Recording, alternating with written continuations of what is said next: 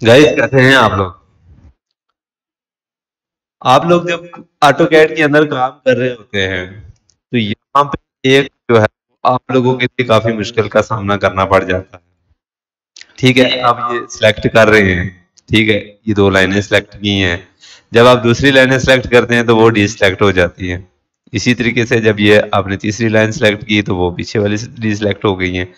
जो चीज आपने एक दफा सिलेक्ट की, दूसरी दफा कोई चीज जब आप सिलेक्ट करते हैं तो वो पिछली जो सिलेक्शन जो होती है वो डिसलेक्ट हो जाती है।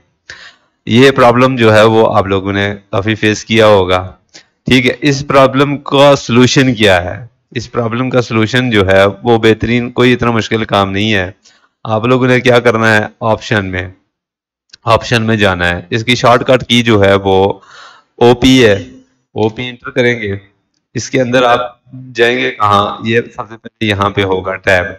ठीक है, इस टैब के अंदर जो है आप जाएंगे सिलेक्शन के अंदर। ठीक है, सिलेक्शन के अंदर जाके ये चीज होती है use shift to add to selection, इसको आपने रिमूव कर देना है। यहाँ से अप्लाई करेंगे, ओके करेंगे।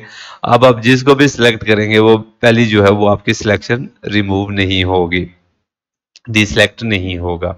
ठीक है, दूसरा ऑप्शन उसका ये है कि आप टूल्स में जाएं, टूल्स में जाके ये ऑप्शन है। ठीक है, ये ऑप्शन में जाके तो ये सिलेक्शन में जाके तो यहाँ से आप इसको डिसलेक्ट कर देंगे, अप्लाई करेंगे, ओके करेंगे तो वो आपका प्रॉब्लम सॉल्व हो जाएगा। ठीक है, उम्मीद है आप लोगों को समझ आ गई होगी। तो आज के लिए इतना ही काफ़ी है, मिलते हैं हम लोग इंशाल्लाह नेक्स्ट वीडियो में।